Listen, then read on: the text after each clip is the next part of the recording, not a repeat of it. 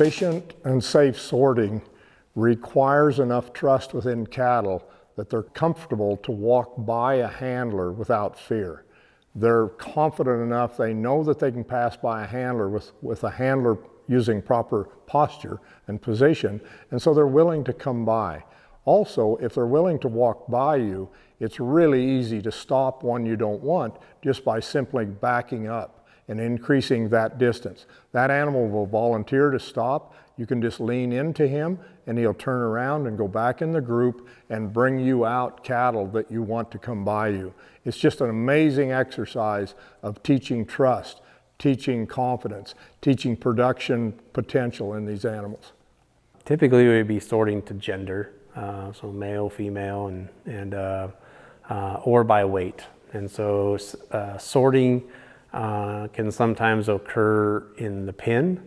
It can also occur at processing time, or it can occur in a 14-foot wide alley or something of that nature. And so for me, the easiest sorting, especially if you're sorting to gender, is to actually sort within a pen, or like a 30 by 30 pen, where you can bring in about 25 head or 30 head and sort one way or the other.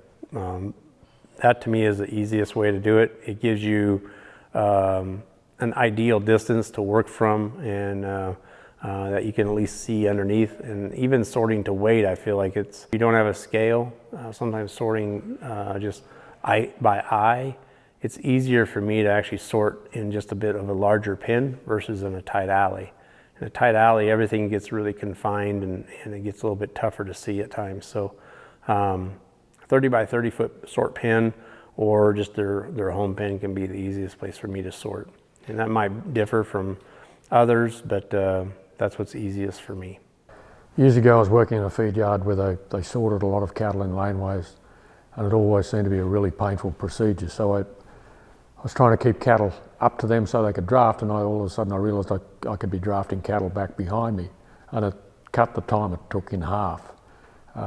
And I probably, because of the way I was working and I was a lot quieter, I was able to get a lot more cattle separated. So I've adapted that and tried it in several yards, and it works quite nicely. It's just a matter of forward and back, give your cattle room, and take off the ones you need. It just works pretty nicely if you can get people to understand position and posture. If we use our horse to walk forward and back up to stop cattle, my horses, I want them to back up as easy as they go forward, so when we get in this situation, we can sort cattle and not jump back and forth in front of them, because that scares cattle on by us, behind us, and it sends cattle back into the herd that makes them really scared.